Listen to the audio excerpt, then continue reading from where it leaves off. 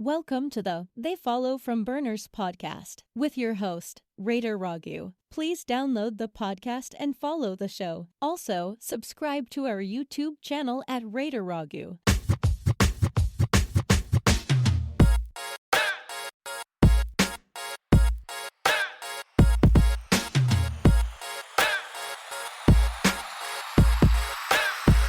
Let's go. Hey, what's good, Raider Nation? Welcome in. It's a little bittersweet because we've come to the end of the season. Another great, exciting NFL campaign. Do you guys remember when people were mad at Lovie Smith in Houston for going for the win, right? Knocked them out the number one pick, right? Well, how'd that work out? Exactly. So there's a moral to the story here. There's a lesson learned to be learned here. And that is always win. There's a guy behind me, started this logo here. Just win, baby. And that's what he meant, man. Just win, bro.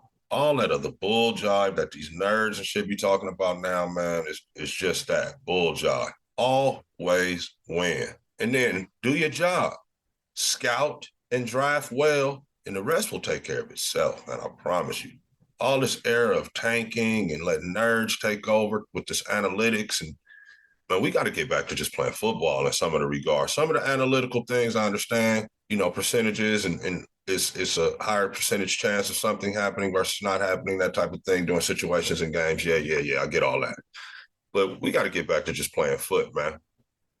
Right? And that's what Lovie did. He won that football game. Shout out to Lovie Smith. They got the number 2 pick instead of number 1. We don't know if they would have got Stroud anyway, but I'm just saying it worked out. Carolina, who got the number 1 pick, Chicago, who had the number 1 pick, they're not in the playoffs. But the rookie coach with the rookie QB in Houston is. As a matter of fact, they won their division. Shouts out to D'Amico and CJ. Rooting for CJ in the playoffs, too. But yeah, the moral to that story, always win. And like Al said, just win, baby. Scout and draft well. The rest will take care of itself. Not going to belabor the point. We'll move on. Recently, it was brought to my attention that the entire AFC West has won the AFC West 15 times. So that's 60 years, okay? Been playing football in the AFC West for 60 years. And then I thought, well, how can everybody have 15? The Raiders have been literally cellar dwellers or dog food, dog you know what, in the division for the last 20 years, bro. I mean, am I missing something? On the real, the Raiders have not sniffed the division in 20 years. Even as you guys think about that, be like, all right, good. No, you're wrong. The year with Derek Carr got injured, we won the West. No, we didn't. We came in second. That's why we had to go to Houston, who won their division, play that wild card game where we couldn't even make first downs, let alone touchdowns anyway. So how could that be? Raiders ain't won a division 20 years, yet they're tied with all you got. So it made me take a deep dive into the AFC West. And I see why y'all hate the Raiders. I see why. And this is why I'm a Raider fan, because I grew up kind of like smack dab in the middle of this. So this was normal to me. This was stock. But let me just check a few numbers for you guys. Raider fans, so you guys can tell fans of these other teams in the AFC West about these numbers. Or you cannot share it with them. Because one thing that I truly believe is we're back, baby. And it's going to start with hiring Antonio Pierce. But the Raiders are back with the violence, the physicality, and the ill intent to be the bullies of the West that we once were. Check this out. League started in 67. All right? 67 to 77, that's 10 years, right? The Raiders won the AFC West 9 times.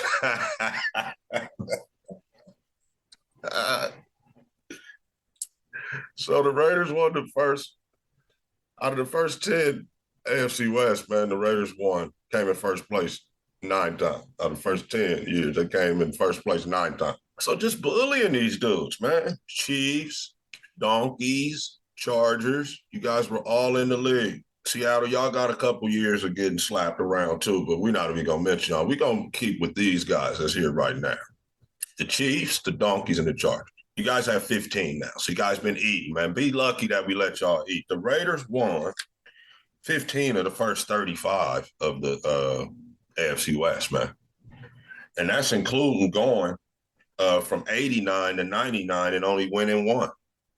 So we went, a full decade and only won one.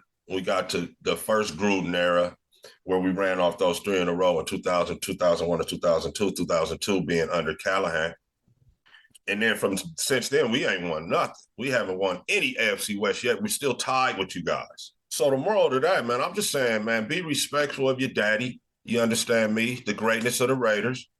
All when y'all be talking that crap, be glad we let y'all eat, man. You can still be suffering through being trash and getting dogged all the time. Now you see why the league stepped in and started cheating the Raiders and whatnot, man. They had to slow us up, slow up our momentum. And Al sued him and won in court and was able to move and all that. And then when he moved, his team was still sweet. So you can't tell me that they didn't go after Al a little bit just as to try to make an example of him, because they never really liked him anyway because he wasn't from their deal. He was an outsider, an AFL guy. Be glad we let y'all eat. From 78 to 02, only won 6. 78 to 02, that's what? 14 seasons. We won 6 out of 14. That's still a good percentage through the 90s, right? So we were still knocking heads. We just had a bad 2 decades. Yet, you guys are just now catching us, bro. If we win the division next year, we'll have still won more AFC West than everybody. And this little dude's running around here that ain't never seen the Raiders win the West and think the Raiders is all about being trash and mediocre at best. I'm telling you, we back. And be lucky that we let y'all eat. That's all I'm saying, man. Be thankful to your daddies. The greatness of the Raiders.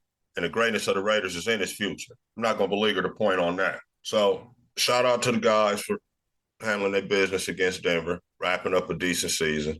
Always win like Lovie Smith did because it worked out for the Texans. Be lucky we let y'all eat in the AFC West. Now, I'm going to address the hot topic right now, then I'm going to let y'all go.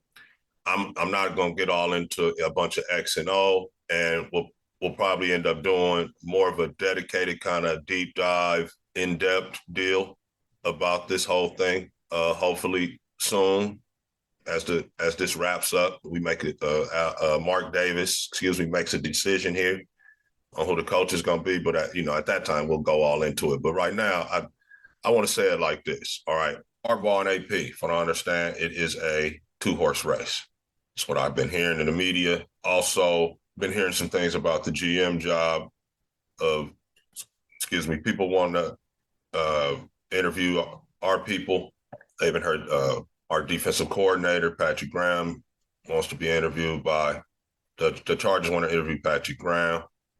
I hear we're going to interview the former GM of the Chargers. By the way, I believe that the Chargers are just Rooney ruling Patrick Graham. That's just my belief. I don't have any insight on that. But as far as the Raiders coaching job goes, the 2-horse race between Harbaugh, who with great credentials coming in, has turned around program, turned around, people have named it. We don't have to go through San Diego, turned around Stanford, got to the Niners, turned that around, went back to Michigan, turned that around. Now he's going to come back to NFL, supposedly, allegedly, probably, most likely, turn an NFL team around. And I got to thinking about it, nation. This is one of those situations like back in school, right? All right, so let's say Harbaugh's that popular girl, right? Where she didn't notice you till you got the shiny new car, right? And nothing bad saying about her. She's just got all the guys chasing her, you know what I'm saying? She's no time to be thinking about anybody but herself. You feel me? She's got all the guys chasing after her, want some attention from her, you know what I mean? So then she focuses in on you all of a sudden after you get the shiny new whip. You're the envy of the school. Like, oh, man, you got such and such on your tip. Nah, man, Coach Harbaugh wants to come to the Raiders. Well, AP is like that coach that used to walk to school with you, bro. Used to ride the bus or whatever with you, bro. You understand what I'm saying? They're seeing you getting screamed on by moms and all that. You know what I mean? That real one that's been there, live around the corner. Ain't nobody really checking for her right now. She been with you. Now you got the decision because you done got the shiny new whip. I'm going to go with the popular girl because it's on. Popular girl jocking you now. You could probably get with that. Or are you going to be loyal stick to the game plan, dance with who brung you. So yeah, by the way, while you was hustling and grinding, coming up to get the car, the other girl's the one that was with you, the one that AP represents. She was with you while you was going through all that, struggling with you, you know what I mean? Going Dutch on meals and all that, coming through and just being a friend with you through thick and thin. The shiny whip, everybody wanted you. You feel me? So what you gonna do, Mark Davis? What you gonna do?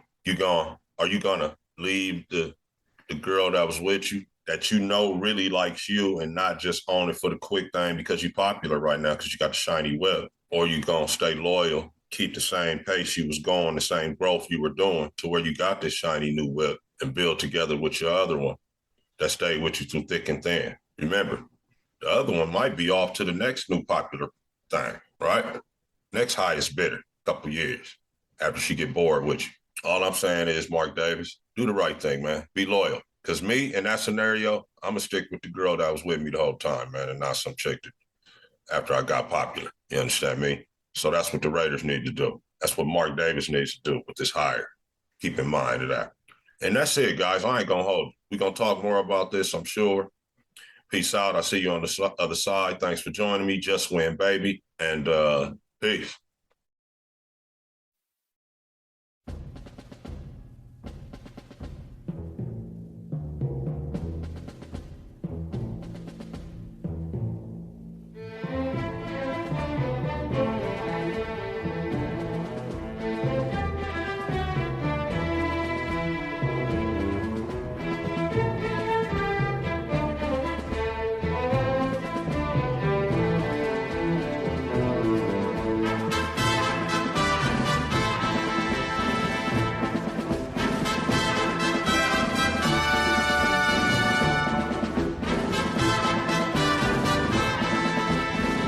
Thanks for tuning into today's episode. Please be sure to subscribe, download, and share B. We really appreciate you spending your time with us here at They Follow from Burners podcast with Raider Ragu.